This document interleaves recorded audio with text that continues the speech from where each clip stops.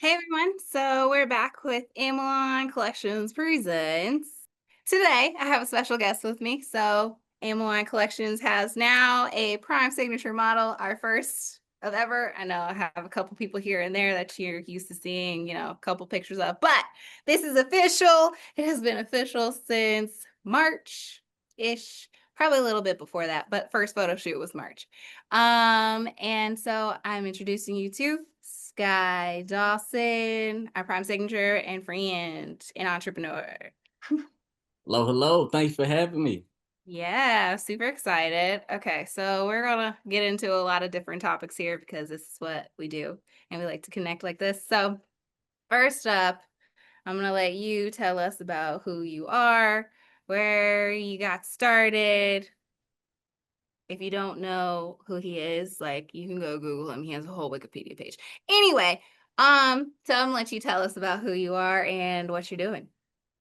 All right. Well, first and foremost, again, thank you for having me. Thank you so much for having me on this. Um, for those that don't know me, I'm Skye Dawson. Um, Born and raised in Mesquite, Texas. For those that don't know where that is, it's right outside of Dallas, maybe not even 20 minutes. Um, Been a multi-sport athlete my entire life and ran track at a high level at a major Division I college, Texas Christian University. Where I also had the opportunity to play football and play football as well in the NFL for the Washington Redskins, Tampa Bay Buccaneers, and the Detroit Lions. Um, After that, I shifted in a whole different direction in sports. I'm started my own business, Limitless Valet, junk removal and hauling, and it's been up ever since.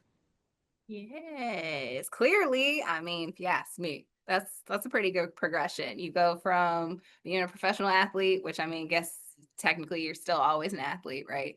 To entrepreneurship. So you had a plan, you created a plan for yourself, and you're just skyrocketing because his name's Sky, right? Yep, Sky, and my parents they named me Sky for Sky's the limit. That you put your mind to through anything and overcome anything that you want to do. Yeah, and at this point, he said limitless, so AKA there is no limit. That's right. Awesome. Limitless for so sky's the limit. And everybody asking like Sky, why would you name your company Limitless if sky's the limit? I'm like, well, sky is the limit. Sky's the limit. He chooses to be limitless. Yes. That's a good one. Okay, so then Yeah. tell me more about your business. Tell me more So about this. it's junk removal and hauling. So we haul dumpsters, 20-yard dumpsters all over the Dallas Fort Worth area. So if you ever see at any major company, you have to have a dumpster. One thing I realized, people are throwing away trash every day. That's the need. And if you thinking back on just my life experience, I never would have thought I would have went from playing football to going into what I do now. But what I didn't realize is there's different niches in life that nobody necessarily thinks about, and there's life after sports. So within that, I had to figure out something would be that wouldn't be temporary, like sports would be. And something that's not temporary is people have trash every day. Also, people have to go to the restroom every day. So we have porta potties too, that we rent out to different companies. So we do dumpster haul offs, we do porta potties. Um, we work at multi-family communities, apartment complexes where we're doing eviction cleanouts, um, overflow trash, bulk trash removal. So anything that falls under the sun of waste management, we'll take care of it. I mean, very important. So I'm gonna bring it into sustainability because that's what we're here for. Here Yeah. for it. And then we'll go back to branding and modeling and all the fun stuff. All right. So I recently wrote a Substack about recycling this past week. And, I'm going in and doing my master's classes, which is all about energy materials management. So my very first semester was hazardous waste management. and figuring out how and where it needs to go in landfill. So, like, the main point I took away was that anything that's contaminated, if it touches something else that isn't contaminated, even if it's a little bit, not everything's contaminated. It's not just, okay, well, it's fine. It's just that one piece. No, it's everything. So I mentioned that in my Substack this week because, you know, people don't realize a lot about recycling or even trash or waste management in general, which there's still so much that I don't even know about waste management. But there's like just the tip of the iceberg. And so it interests me because we don't think about rinsing our stuff off or washing it out. Or then you see all these ads on Instagram and whatnot about, hey, well, this laundry detergent, canister that you have, you can try to recycle it, but it's going to continue to have these residues and it may or may not still be recycled. So outside of recycling, growing up in my Substack, I mentioned having to go to the landfill or the dump to throw our trash away because we didn't have a service. So, I mean, sure, there was trash service here and there, but mostly didn't start until like middle school for me, but we never actually had it most of the time. So we ended up just going, taking it down to dump. So I see it. I'm like, oh, this is huge. You get the width down that you lay, and you know where you are. If you're driving, you're like, ooh, somebody's composting today. Somebody's got some new trash. Yeah. That scent is strong. So I know for me, it was like, oh, okay. You don't think about it. And now you get older and you're like, ah, dang, so much trash. So what was your first gut feeling or thought when you had to visit your first landfill? I mean, as you were just explaining it just then, I mean, at first, my first instinct of going into a landfill, the smell, it definitely bothered me. But as time went on and business continued to grow, anytime I smelled trash, I connected to cash and Yeah. hooked up the business. Yeah. Like I'm looking for that scent. I'm like, oh, something has to be down that direction that can, help the business continue to grow. Yeah. Um, but my very first time going to the landfill, it was different because in Texas we don't just have hills like that. We don't have mountains, not literal mount. We don't, not like a California would. And going to the landfill, I see just a huge mountain of dirt, and it's just like it made me really look into what the landfill actually is. So I was more intrigued and in shock um, when I first went. And when I looked into it, it basically said that, whenever we drop off trash at the landfill, that they come with the compactor machine or a big bulldozer and cover it up with dirt. And they keep covering it until it piles all the way up just high enough. And they switch locations after that. So I was more just intrigued of the fact that it was so big. Mhm. Yeah. Um, and so yeah, that was my first, and of course the smell. When I first went in, you go in there and you have to get on the scale or weigh your truck in or your load. Mm. And whenever I had to roll down that window, yeah, that smell definitely hits you. I can imagine. It might knock you out if you're sensitive. Ooh. Okay, so you did a little bit of research about that. Had they told you like when they move it, or is it just like they make a new mound? It takes a while for them to find a new band. Like I've been going to the same one the last few years, so Mhm. um, I haven't necessarily experienced them saying, "Hey, we're gonna this location is no longer a thing. We're switching." So I'm sure over time I'll see that. That's interesting. I'm sure you will, knowing how much we as people consume, which is, yeah, crazy.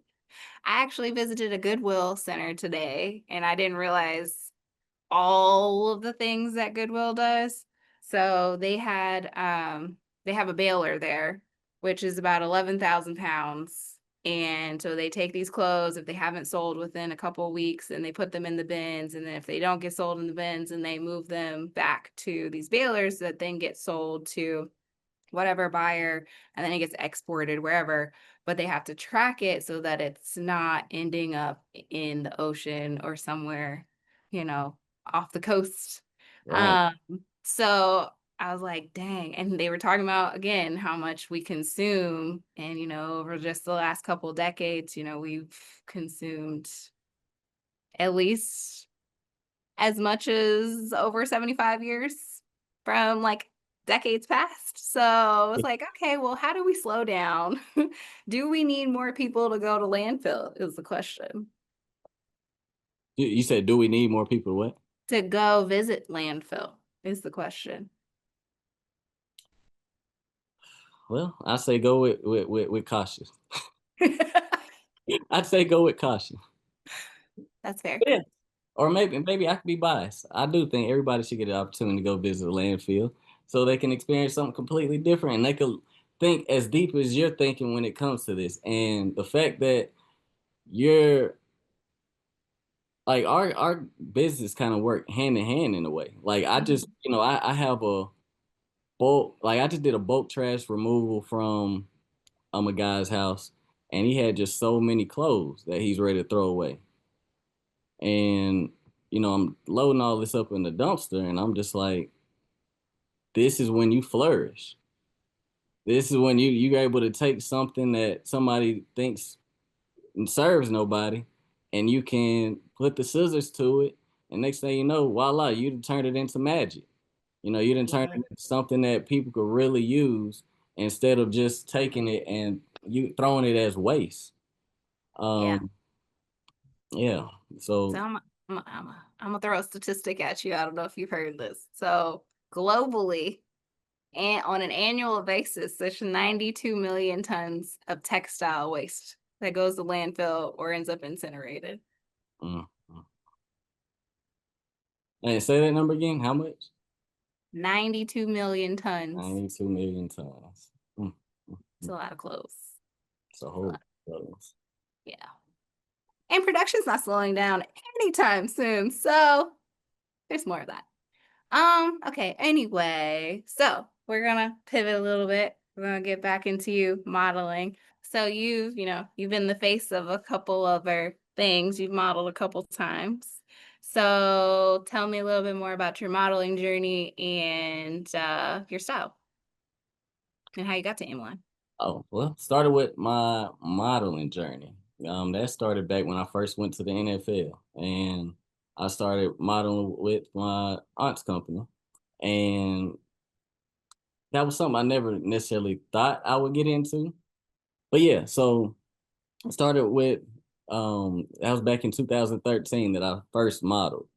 And that was different. It wasn't something necessarily I thought I would be doing. But my parents named Skye for Sky's the Limit. So hey, here we go. We went with it, and you know, um, years years kind of pass, and I want to say it's maybe 3-4 years ago when me and you had crossed paths at one of my aunt's events. One year ago. It was a year ago, That's wild. right? Mm, that's crazy. Yeah, I honestly feel like I've known you like a very, very long time at this point. I agree. I Okay, agree. 1 year. Okay. So anyway, just last year apparently, um, when I did that modeling event, and whenever me and you had first met, it was your authenticity and your pure heart that first can really connect. I'm all about good energy. Again, maybe Sagittarius about me, but I know good energy whenever I first meet somebody.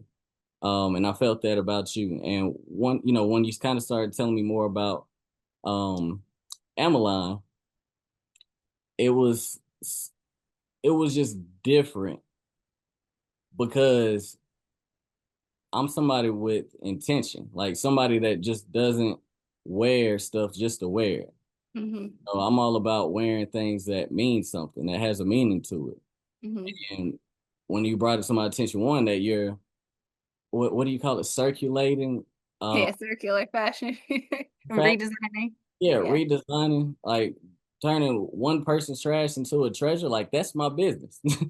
And the other thing for me, it was whenever I and it's me thinking about now, like when I put the clothes on, it just Hmm. reminds me of when I was a kid. Like when I was having a conversation with my dad one day, and he was like, "Sky, don't be out here wearing no Jordan clothes, and don't be out here wearing LeBron James, like all these different guys' jerseys, because that's what a lot of people do. You know, especially us as athletes growing up. You wear another guy's name on your back when you're wearing a jersey." My dad was like, "Sky, honestly, I wouldn't be wearing none of them people's stuff." And I'm like, "Well, why not?" And he was just like, "Sky, I mean, they might be good athletes, but are they a good person? Like, Hmm. you don't really know their true character like that. You could be wearing something that's representing a bad person, and you're not connected to that. I just know when I'm connected with Am.A-line, I know who I'm connected to and what's the root of Am.A-line, and that's somebody that's consistent, that's hardworking, that's coming from a loving place, that's passionate, that's you know a go giver. You know, so that's that's the bottom line for me. We have a lot of the similar values. And that is exactly why you're our prime signature because you have a lot of those values. And like when I started thinking about even having signature models, I was like, okay, I have to list out what are these values that I want in somebody who's going to represent my brand or who's going to stand next to my brand. Like, what does that look like? So you definitely embody like all of those traits and those values and those morals. So yeah, it's like, okay, number one. But Yeah. yeah, and I didn't even find this man again. Like we met mutually at a fashion event. But yeah, you definitely were like, I need to be your model. I'm telling you right now. And I'm like, okay, That's okay. it. So like I was like, I mean, you're in Dallas. Like, what is this? You like why? Hey, And then we got to know each other a little bit more. And I was like, all right. He's like, I'm telling you, all right, when you coming to shoot, tell me, put a date on the calendar. All Date on right. it. I'll be there. Yep. That's it. So That's that's it. pretty much how that's gone. It's been good. It's been good so far. Lots of good things, more things coming very soon. I'm excited about. So what are you looking forward to then? Because I mean, I got 15,000 things already on the plate that we're trying to work out and getting you back here. So tell me, what are you looking forward to? As far as myself, or as far as Am.A-line, what part of my Both. We gotta know both. So we can start with Am.A-line, and then we want to know what are you looking forward to? What are you planning for the rest of your year? Because we're about to enter into last quarter, which is crazy. that is wild. Crazy. Time flies. Yes.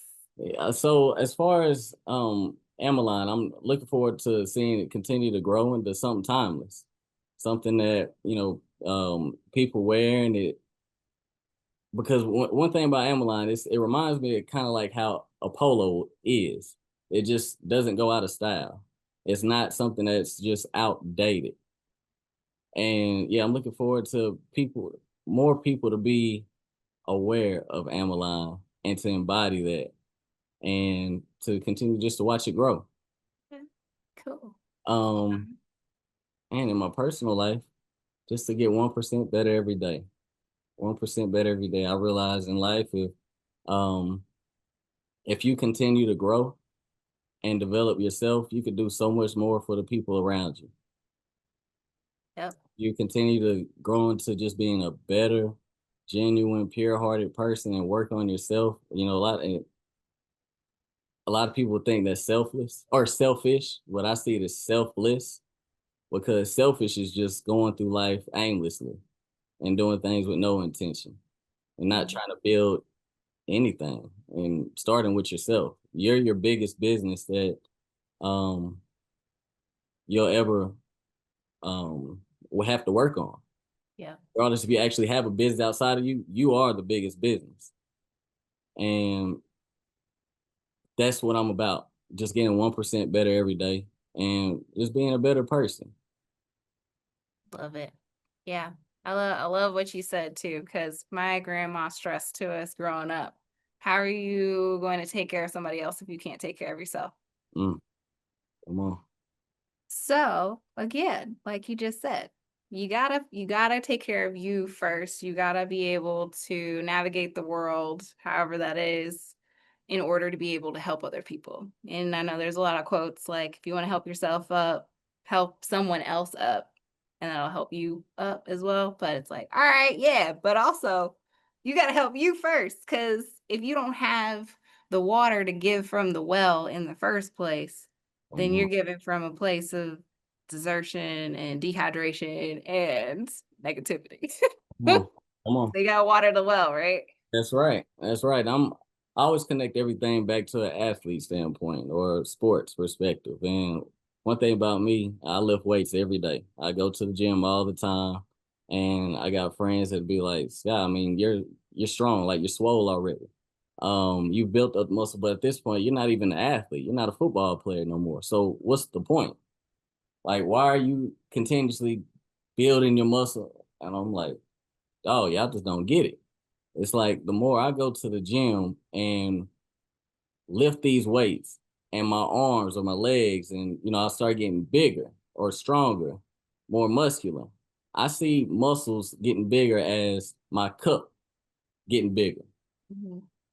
My cup went from, this me think back when I completely stopped working out at one point in my life when I first stopped sports. I went You from, withered up, didn't you? huh? It withered up, straight Oh up. yeah. My arms look like little Slim Jims. So I went from I went from a little teacup or a little sippy cup to me getting in the gym and building my muscle, working on myself to a big gulp from when you go to like It's a 7-Eleven. yeah 7-Eleven, you get the big gulp. And with that big gulp now, whenever I pour into it, I got so much more capacity that I could work with, and I could pour so much more to the people around me. Yeah. So, yeah, that's what I'm about. Personal development 100%. You can't help nobody else if you can't help yourself.